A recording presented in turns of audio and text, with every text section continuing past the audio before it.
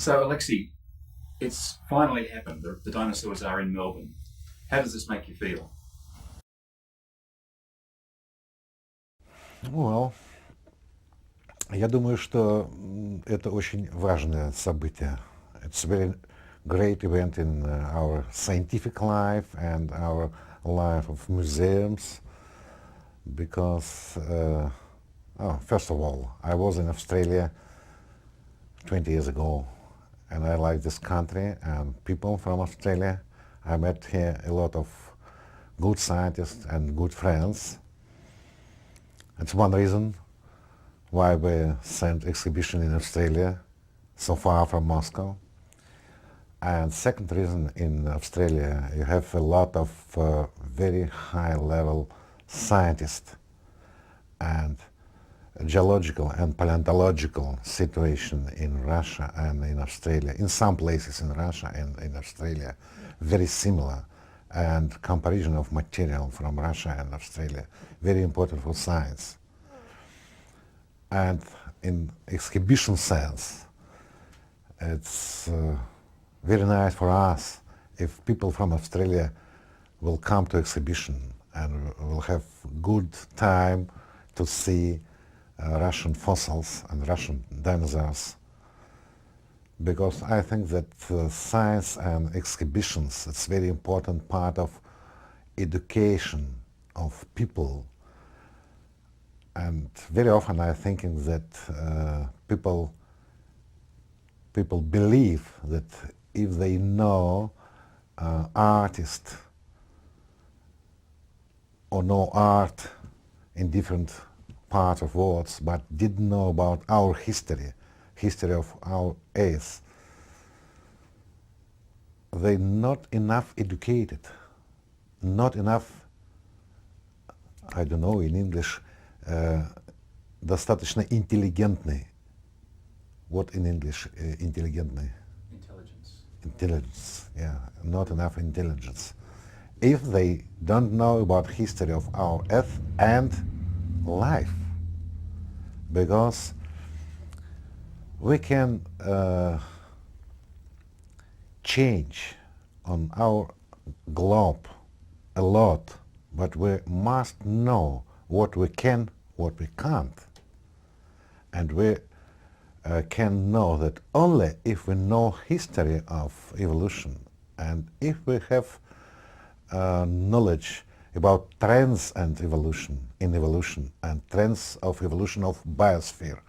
But all life, it's most important part of biosphere. How important is your institute in Moscow in terms of educating people? How popular is the museum? Well, no, first of all, it's biggest paleontological institute in Russia and probably in the world.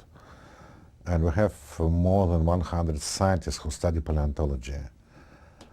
And we each year produce more than 15 monographies about fossils. But paleontology have very important prospecting minds. It's paleontology very important for real geology, even for people who looking for oil and some other kind of sources. And of course, a lot of people from Russia and even people from outside of Russia ask us about determination of fossils, about determination of age of strata. And this kind of activity is very important. And I told you before that I believe that exhibition, and our museum is exhibition too, it's important for education from child to adult people. It's important part of our life. And I think that people now more and more understand that paleontology is a very important field of our knowledge and science because it's related with prospecting programs and related with all biological and geological science. And because our institute biggest in Russia, of course, it's important for our country. How difficult was it to find the fossils in the first place? What sort of research effort has to go into getting these dinosaurs? Well, sometimes it's very difficult, sometimes no, because near the Moscow we have very rich localities with amphibian and reptiles,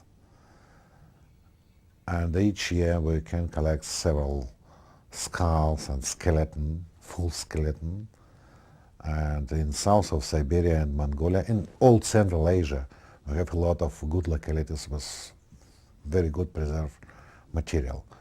But in the same time, we have a lot of places where fossils very poor, and we can find only small pieces of some bones. It's quite different everywhere. Everywhere in Russia, same as in the US and in Australia and. But it's much easier in Moscow, in Russia than in Australia. The dinosaur fossils, for example, have been very hard to find in Australia. Well, because in Central Asia was specific situation for preservation of fossils. Why we have so good material from Central Asia, especially. But in North America we have, and in China, we have more or less same kind of preservation, and we can find quite nice material. This exhibition, which is travelling into Australia and possibly around the world, it's not just dinosaurs, it's actually more than dinosaurs. It's a cultural exchange too, isn't it? There's a chance. Yeah. You tell me about the possibilities you see there. Yeah, when we first time discussed with Vickers-Rich about exhibition in Australia, of course we discussed big program about scientific exchange, not only exhibition, but scientific exchange, and exchange of some educational material, exchange of casts, and educational material from children to students.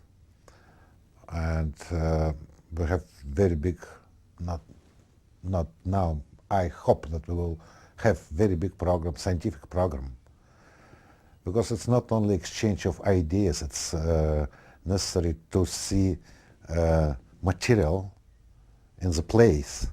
Sometimes it's very important to go to field and look material in rocks, because it's not only discussion about morphology of each fossils, but it's discussion about taxonomy, about situation, about landscape in this time when this animal live, and about biogeography. It's a very important point, because, for example, you know, biogeography, it's only one point which can real control plate tectonic tricks.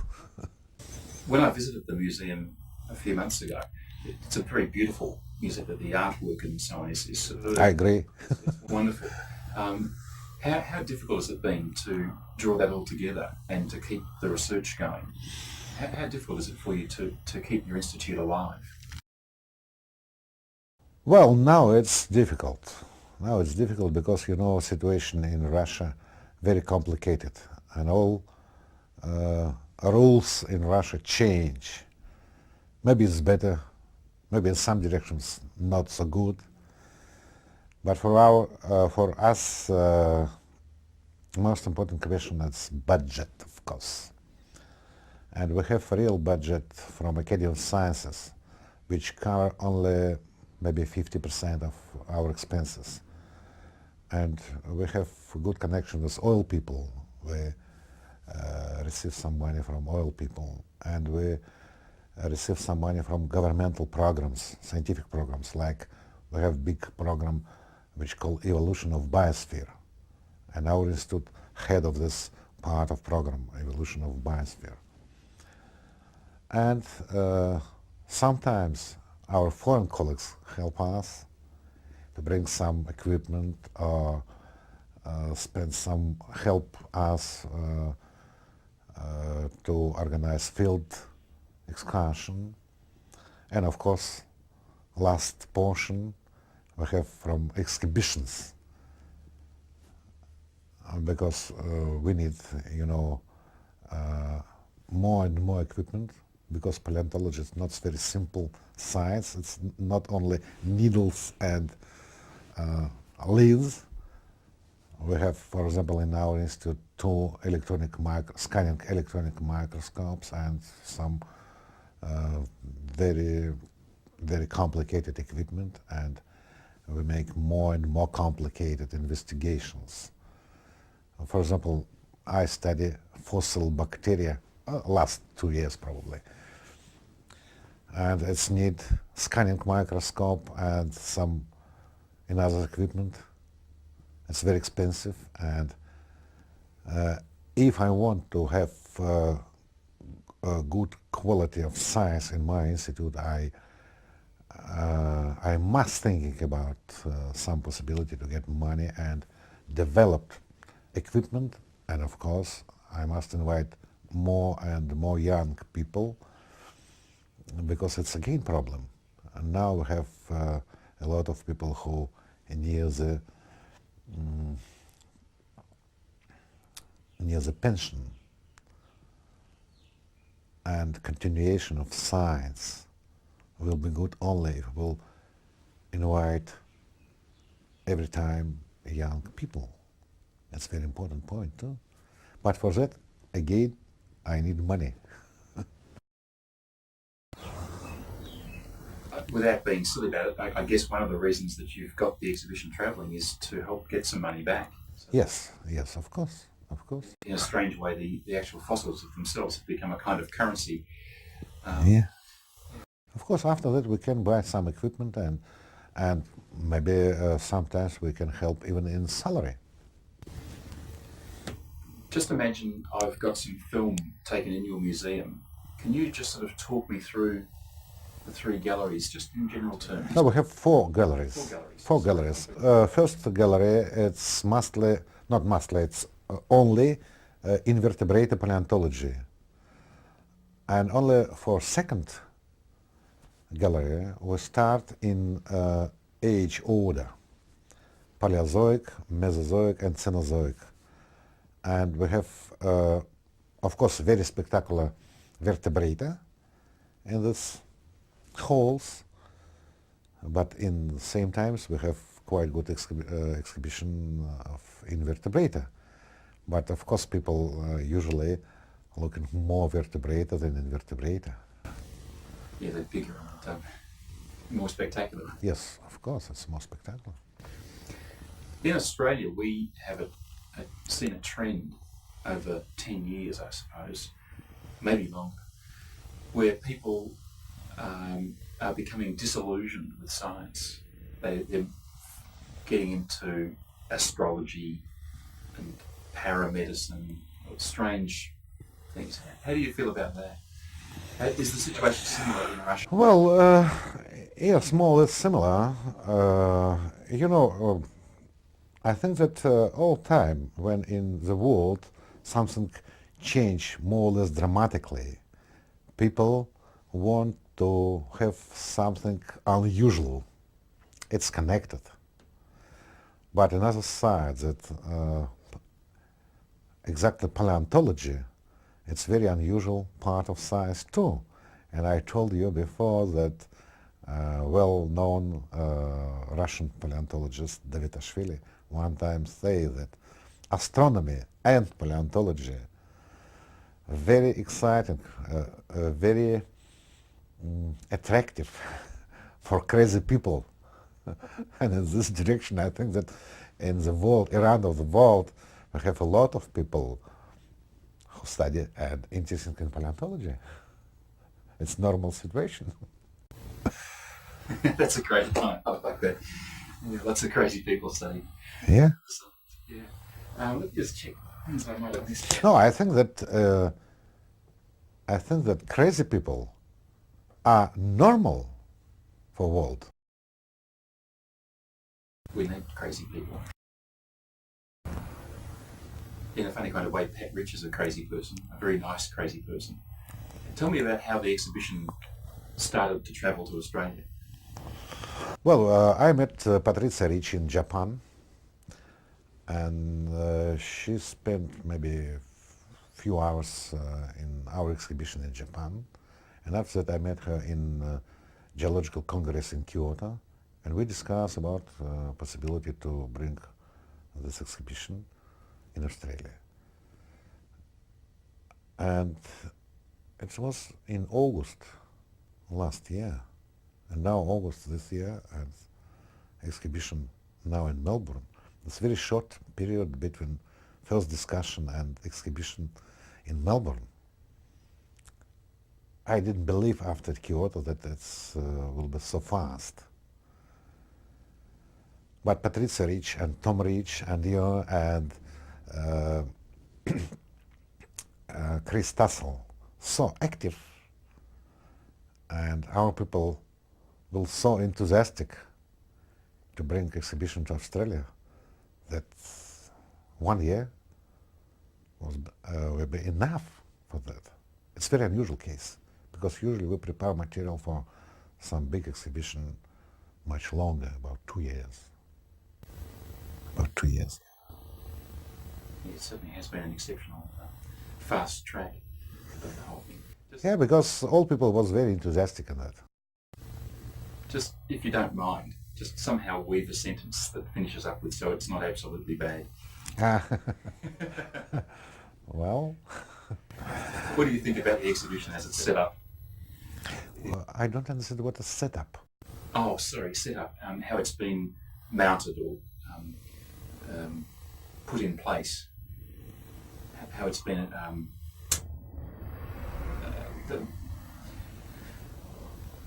that's a good... You've got me now. How it's been fitted out, and does it look nice, is the whole idea. Is it attractive? Oh, I think so. I think that museum here in Melbourne, it's quite good place for exhibition, and it's very spectacular. It's not the same as we have in Moscow. It's different, but it's still very spectacular. And I hope that everywhere in Australia will have more or less same, not quite different, but more or less same spectacular picture on the exhibition.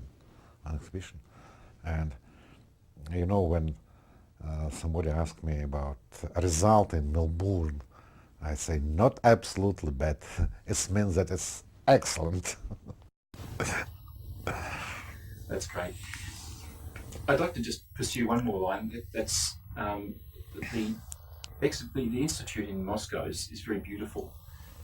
You've deliberately used artworks on the walls and so on. Could you just tell me about how that happened and why you chose? Well, it's very long history, because in 67 or 69, I forgot exactly when, director of Institute, Academician Orlov, discussed problem about new building for museum with the administration of academic sciences. And after 2-3 years, he received permission for build new building for museum. But construction of buildings start in 72. Several times for 1-2 years it's interrupted. And only in 78 we start again to build this building, and it was finished in 80. Not completely, partly, and our institute moved to complete part of our building. And we were very lucky, because in 84 in Moscow was International Geological Congress. And our administration of Academic Sciences and our government helped us to finish our museum before International Congress. And we received some extra money for preparation of museum. And we finished before Congress half of exhibition in museum, and after that we finished all in December of 87, and museum was opened in December of 87. It's been there 6 years, yeah. Where do you see the museum going in the future? Where would you like the museum to go, the institute? Well, for me, most important problem to bring all people from institute in same place, because in museum we have museum and only 3/4 of staff of institute, and 25% of scientists located in another 2 places. And I dream when I can build new building near the museum, especially for laboratories. But situation not so good now, but I hope. Just very briefly, we're almost at the end of the tape. What have been your impressions of Melbourne? What are the differences you see on a day like today between Moscow and Melbourne? Well, of course it's quite different, but weather more or less same, you see. Usually in August in Moscow we have about 20, it's more or less same here in Melbourne today, not tomorrow. And of course city is quite different. You know, Moscow much bigger, much noisy, but I like Moscow because I was born in Moscow. But I like Melbourne, it's a very nice city. But now I was in Tasmania, in Launceston. It's a very small place, but very attractive too. And I think that in Australia all cities very nice. But I remember my last trip. For me, most attractive place in Australia was Alice Springs. It's absolutely unusual, and I never find more or less same place around the world. I travel a lot, but Alice Springs is absolutely unusual. Very nice place too. Проблема работы с остатками динозавров, мамонтов и вообще очень крупных ископаемых состоит в том, что это все очень тяжелые остатки, очень большие остатки. И, скажем, тогда, когда мы должны привезти что-то из поля в институт, мы должны вынуть эти остатки вместе с породой, и очень часто это весит до 5 тонн. I explained that it's very heavy and very big, and sometimes we need to bring to Moscow in our institute samples with rock and weight sometimes about 5 tons. It's a very big job, and especially when we're in a field where no railways, we have only trucks, and we have only hands. And next step, not so simple too, it's preparation of material, because it's need a lot of time, and it's need a lot of knowledge, because people must recognize where is bone, where is rock, and they must know more or less morphology of each bone, each animal and each bone, because if somebody don't know about morphology, he can cut some bones, and it's not so good situation. But for me, my personal, I like more very small animals, because it's not too heavy, not too big, and if I will compare with dinosaurs or mammoths, not so young, because I study very old fossils near Precambrian-Cambrian boundary. It's mostly sponge-like animals or bacteria, and I can get one sample, small size, and recognize several or sometimes thousand species, not species, samples inside of that. But of course I need used scanning microscope or a good optic microscope for that. But again, it's not so heavy, not so big, and not so young. For me, it's more attractive. That's fantastic. We're about out. That's about it, I think. So that'll be fine for now. Thank you very much. That's enough. You're welcome.